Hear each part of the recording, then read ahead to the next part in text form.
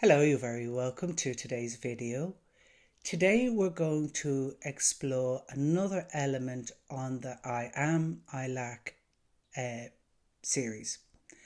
And today we're going to look at I am a procrastinator and how do I unblock it.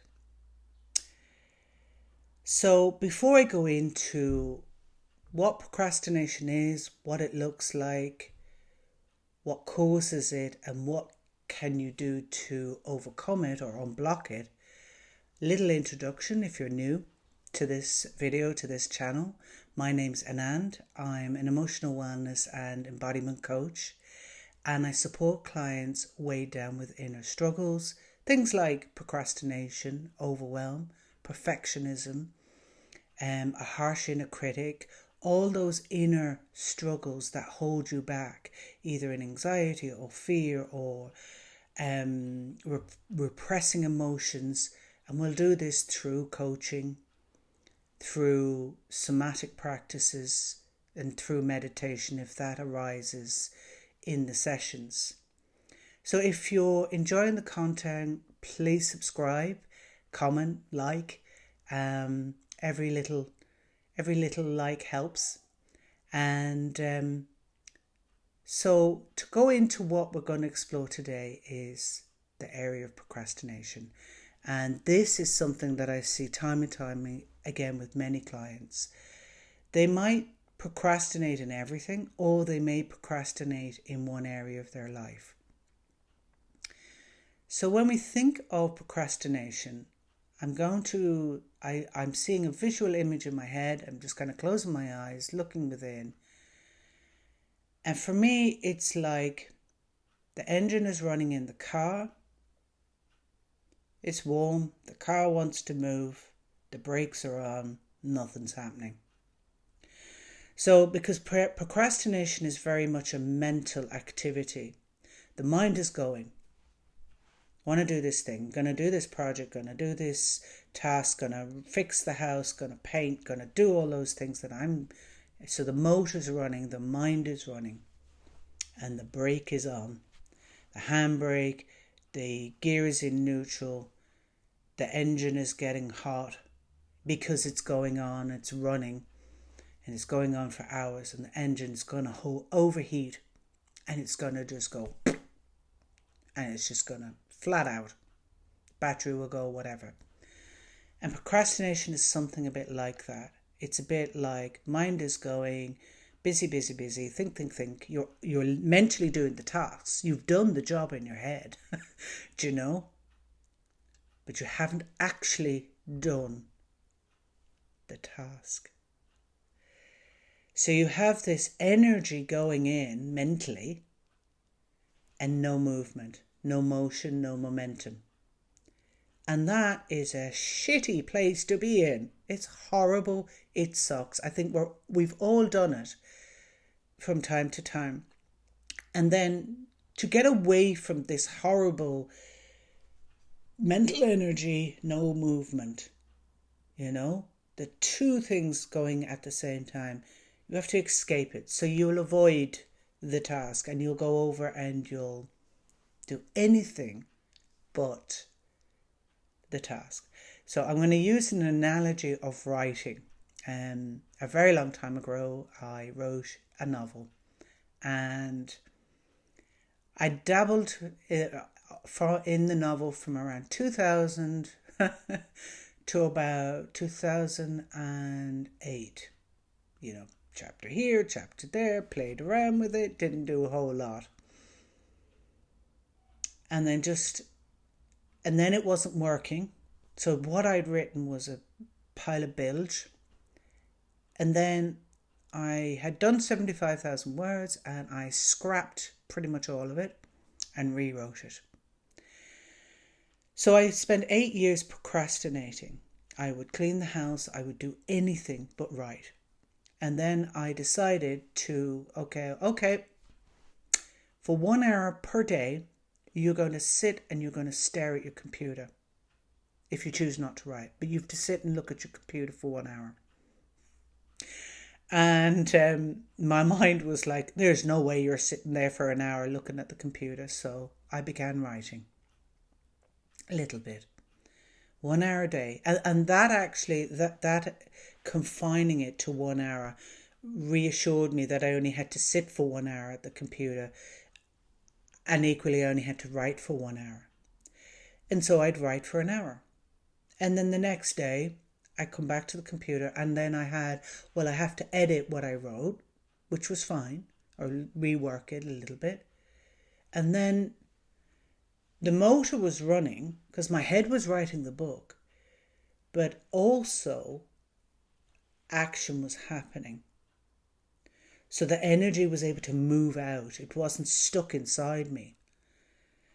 And then I found that I was naturally writing for 1 hour, 2 hours, 3 hours, 4. Then I couldn't stop. Nothing else got done. And that's how I wrote my book. Fully wrote the book, put it out there, self-published it, and I wasn't quite successful. But I may decide to relaunch it sometime. But I'm just sharing this to illustrate how procrastination happens.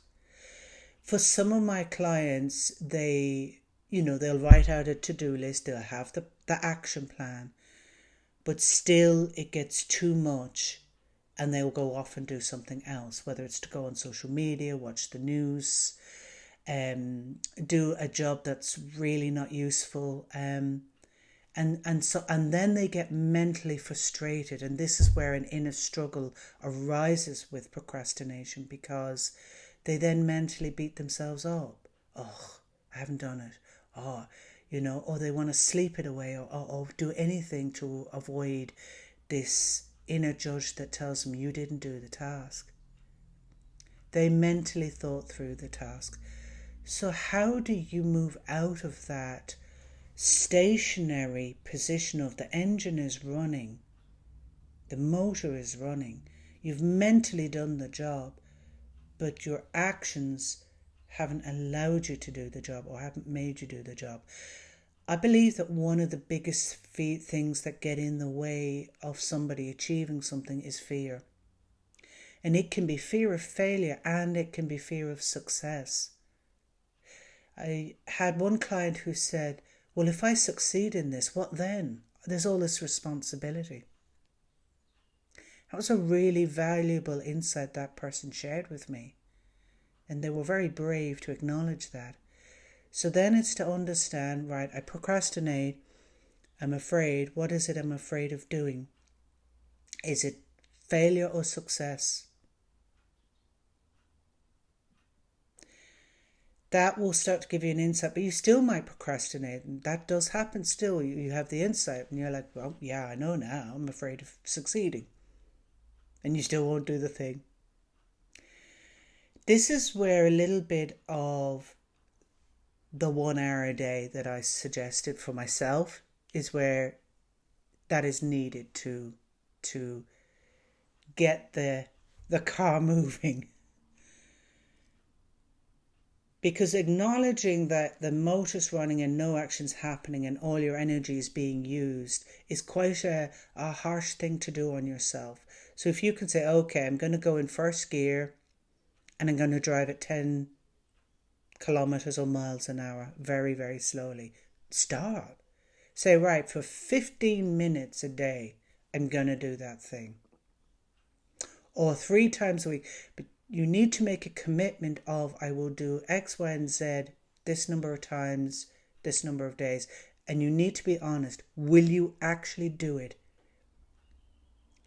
If the answer's no, or I might, or I should, or perhaps, you're wasting your time. You're lying to yourself.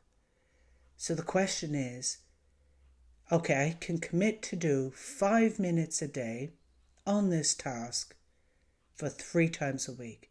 And then you do it. And then this feeling of trust arises, self-trust arises.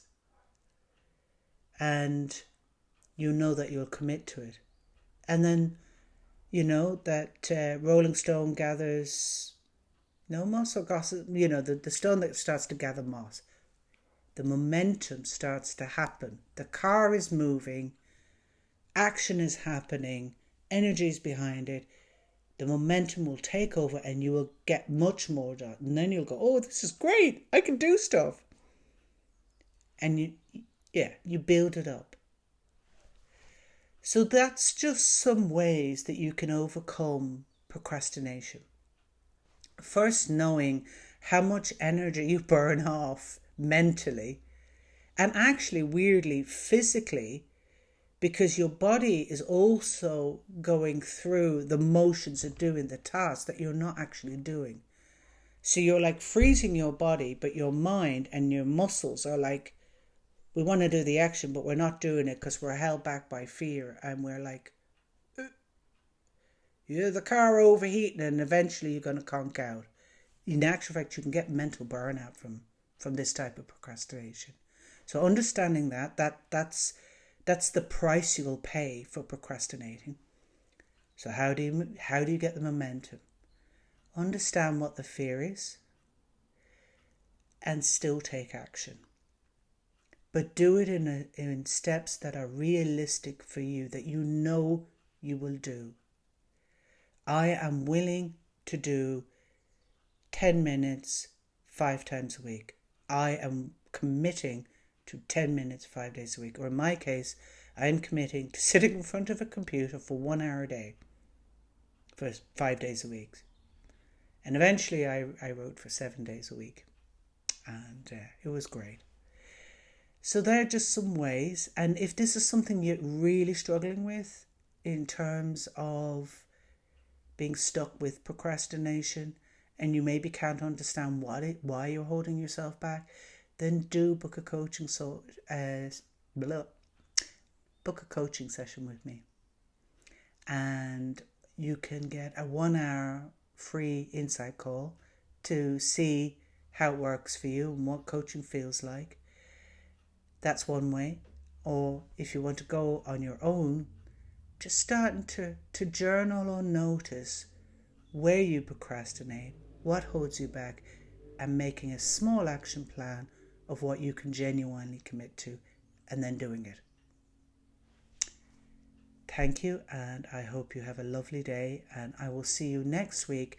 It's the final video in the I Lack series. Bye-bye.